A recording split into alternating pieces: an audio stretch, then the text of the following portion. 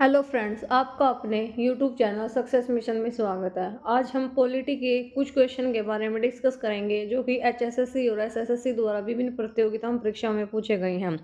Question number 11, 1946 में निम्नलिखित में से किसे भारतीय संविधान सभा का अंतरिम अध्यक्ष बनाया गया था? डॉक्टर सच्चिदानंद सिन्हा को भारतीय संविधान सभा का अंतरिम अध्यक्ष बनाया गया था। नेक्स्ट क्वेश्चन, भारत एक संसदीय लोकतंत्र है जो खालिस्तान के वेस्टमिंस्टर मॉडल पर आधारित है। यूनाइटेड किंगडम, जो कि यूके, ब्रिटेन से हमने क्या क्या लिया है? एकल नागरिकता यूके से ली गई है। विधि का शासन यूके यानी इंग्लैंड से लिया गया है। विधि का शासन, विधि निर्माण की प्रक्रिया, यह भी यूके से ली गई है। विधि निर्माण प्रक्रिया। नेक्स्ट है राष्ट्रपति की औपचारिकता। राष्ट्रपति की औपचारिकता भी ब्रिटेन से ली गई है। मंत्रिमंडल का लोकसभा के प्रति, यह भी ब्रिटेन के संविधान से लिया गया है। संसदीय व्यवस्था भी यूके से ली गई है। नेक्स्ट क्वेश्चन, भारतीय संविधान में गणतंत्र की अवधारणा निम्नलिखित में से किस देश से संबंधित है? किस देश से ली गई है? गणतंत्र फ्रांस से लिया गया है। जो जापान है, जापान से क्या लिया है? विधि द्वारा स्थापित, जापान से लिया गया है। विधि द्वारा स्थापित जापान से लिया गया है। नेक्स्ट क्वेश्चन है ऑस्ट्रेलिया। ऑस्ट्रेलिया से क्या लिया गया है? समवर्ती सूची ऑस्ट्रेलिया से ली गई है। आपातकालीन व्यवस्था कहाँ से ली गई है? आपातकालीन व्यवस्था जर्मनी से ली गई है। नेक्स्ट क्वेश्चन, भारतीय संविधान के किस अनुच्छेद में उल्लेख है कि भारत के राज्य के सभी प्राधिकारी दीवानी, सिविल और न्यायिक जुडिशरी उच्चतम न्यायालय की सहायता में कार्य करेंगे? इस क्वेश्चन का आंसर है आर्टिकल 144 में यह वर्णित है। जो यहाँ पर आर्टिकल 143 है, इसमें क्या है? आर्टिकल 143 में सुप्रीम कोर्ट का परामर्शी क्षेत्राधिकार, राष्ट्रपति द्वारा सुप्रीम कोर्ट से सलाह की ली जा सकती है। आर्टिकल 141 क्या है? सुप्रीम कोर्ट द्वारा बनाए गए कानूनों को सभी न्यायालयों द्वारा बाध्यकारी रूप से मानना होगा। बाध्यकारी रूप से मानना होगा।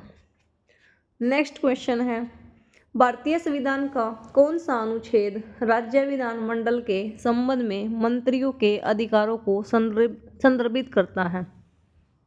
कौन सा अनुच्छेद राज्य विधानमंडल के संबंध में मंत्रियों के अधिकारों को संदर्भित करता है? मंत्रियों के अधिकारों को। इस क्वेश्चन का आंसर है आर्टिकल 177 विधानमंडल के संबंध में मंत्रियों के अधिकारों को संदर्भित करता है। यहाँ पर और आर्टिकल है आर्टिकल 175। आर्टिकल 175 में क्या है? राज्यपाल विधानमंडल को के सदनों को संबोधित करता है। जो राज्यपाल है विधानमंडल के सदनों को संबोधित करता है। संबोधित करता है। आर्टिकल 176 क्या है? राज्यपाल का विशेष अभिभाषण। आर्टिकल 176 में है राज्यपाल का विशेष अभिभाषण।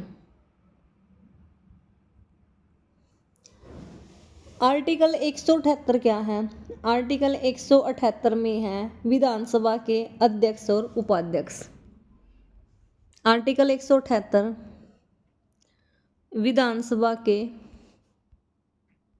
अध्यक्ष और उपाध्यक्ष। हम एक बार और रिपीट कर देते हैं, ये मोस्ट इम्पोर्टेंट पार्ट है। राज्य विधानमंडल के संबंध में मंत्रियों के अधिकारों को संदर्भित करता है आर्टिकल 177। आर्टिकल 175 राज्यपाल विधानमंडल के सदनों को संबोधित करेगा। आर्टिकल 176 राज्यपाल का विशेष अभिभाषण। आर्टिकल 177 राज्य विधानमंडल के संबंध में मंत्रियों के अधिकार। आर्टिकल 178 विधानसभा के सदस्य या अध्यक्ष या उपाध्यक्ष के बारे में वर्णन करता है। नेक्स्ट क्वेश्चन, भारत के संविधान का कौन सा अनुच्छेद प्रत्येक राज्य के लिए एक राज्यपाल का प्रावधान करता है? यानी प्रत्येक राज्य के लिए एक राज्यपाल होगा, इसका वर्णन किस आर्टिकल में है? आर्टिकल 153 में है राज्यपाल का वर्णन। जो आर्टिकल 156 है, आर्टिकल 156 में क्या है? आर्टिकल 156 में है जो हमारे राज्यपाल हैं, राज्यपाल का कार्यकाल। राज्यपाल का कार्यकाल कितना होता है?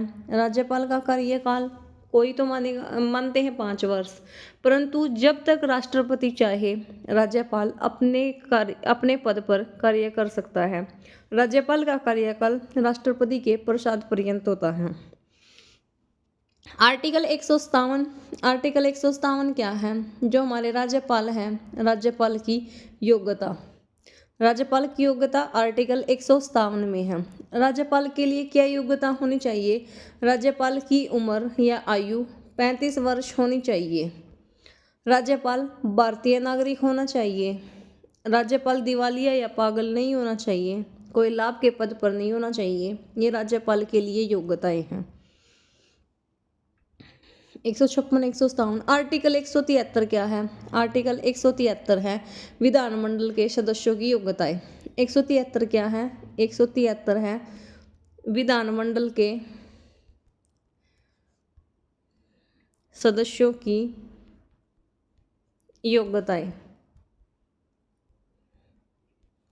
नेक्स्ट क्वेश्चन, भारत के संविधान के कौन से अनुच्छेद का संबंध संघ एवं राज्य क्षेत्र से है? संघ एवं राज्य क्षेत्र आर्टिकल 1 से 4 तक है। यहाँ पर बात है अनुच्छेद 5 से 11। जो हमारे पास है संघ एवं राज्य क्षेत्र भाग 1 है। यहाँ पर बात ये भी इम्पोर्टेंट है, भाग 1 है। जो आर्टिकल है 5 से 11, 5 से 11 में क्या है? नागरिकता। जो ये भाग कौन से में आती है? नागरिकता भाग 2 में। जो हमें नागरिकता का कंसेप्ट है वो किस देश से लिया है? नागरिकता का कंसेप्ट हमने ब्रिटेन के देश से लिया है। जो आर्टिकल 12 से 35 है, 12 से 35 में मौलिक अधिकार हैं। हमने मौलिक अधिकार किस देश से लिए हैं? फंडामेंटल राइट, मौलिक अधिकार यूएसए से लिए गए हैं। मौलिक अधिकार किस भाग में आते हैं? मौलिक अधिकार भाग 3 में आते हैं। जो आर्टिकल 36 से 51 है, ये राज्य के नीति निर्देशक सिद्धांत या तत्वों डीपीएसपी कहे जाते हैं। डीपीएसपी राज्य के नीति निर्देशक सिद्धांत कौन से भाग में आते हैं? डीपीएसपी भाग 4 में आते हैं। जो राज्य के नीति निर्देशक सिद्धांतों के बारे में कुछ व्यक्तियों के अपने अलग अलग मत थे। जो केटी शाह है, केटी शाह ने कहा था डीपीएसपी ऐसा चेक है जिसे बैंक की सुविधा अनुसार अदा किया जाता है। जी ऑस्टिन डीपीएसपी संविधान की आत्मा मानते हैं।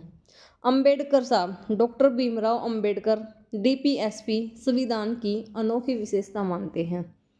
नेक्स्ट क्वेश्चन, जनता को राज्य के दमनकारी कार्यों से बचाने के लिए मौलिक अधिकारों की गारंटी दी गई है।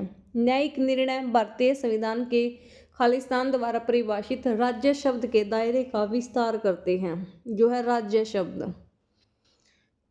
इस क्वेश्चन का आंसर है आर्टिकल 12। आर्टिकल 12 में राज्य की परिभाषा दी गई है। जो राज्य की परिभाषा है वो आर्टिकल 12, आर्टिकल 36 और आर्टिकल 152 में राज्य की परिभाषा है। आर्टिकल 12 संसद एवं भारत सरकार, राज्य विधानमंडल एवं राज्य सरकार, स्थानीय निकाय और अन्य निकाय से मिलकर राज्य बनता है। हमारे पास यहाँ पर एक आर्टिकल है आर्टिकल 14। आर्टिकल 14 का क्या अर्थ है? विधि के समक्ष समानता, विधि के समक्ष समानता एवं सम्मान संरक्षण। आर्टिकल 13 क्या है? संसद या राज्य द्वारा ऐसा कानून नहीं बनाया जाएगा जिससे मौलिक अधिकारों का उल्लंघन हो। हमारे जो मौलिक अधिकार हैं उनका उल्लंघन हो। आर्टिकल 15 क्या है? जाति, लिंग, धर्म, वंश आदि के आधार पर किसी व्यक्ति के साथ कोई भी भेदभाव नहीं किया जाएगा। क्वेश्चन नंबर नेक्स्ट, कामकाजी महिलाओं के लिए काम करने की परिस्थितियां उपलब्ध कराने के साथ साथ उनके यौन उत्पीड़न की रोकथाम और इसके लिए संगठन में व्यवस्था करनी भी शामिल है। यह खालिस्तान के अंतर्गत आता है। आर्टिकल 42 के अंतर्गत इसका वर्णन है। जो आर्टिकल 43 है, जो मजदूर को उचित मजदूरी दी जाए, जो उसने काम किया है उसके बदले में उसे उचित मजदूरी दी जाए, आर्टिकल 43 में वर्णन है। आर्टिकल 44 क्या है? समान नागरिक संहिता। समान नागरिक संहिता आर्टिकल 44 है। जो पहला राज्य है जिससे समान न्यायिक संहिता लागू की थी, गोवा है। और आज़ादी के बाद किसने लागू की है? यूके यानी उत्तराखंड ने लागू की है। आर्टिकल 45 आरंभिक शिक्षा एवं बाल्यावस्था की देखरेख। आर्टिकल 44 का वर्णन हो चुका है। क्वेश्चन नंबर नेक्स्ट, भारतीय संविधान के अनुच्छेद 1 जिसमें कहा गया है कि इंडिया अर्थात भारत राज्यों का एक संघ है, निम्नलिखित में से किस विशेषता का वर्णन करता है? सहकारी संघवाद का वर्णन करता है। संघीय शब्द का वर्णन भारतीय संविधान में नहीं है। भारत संघीय केंद्रीय व्यवस्था को अपनाता है। Thanks you for watching. Subscribe now. मिलते हैं नेक्स्ट क्लास में। धन्यवाद।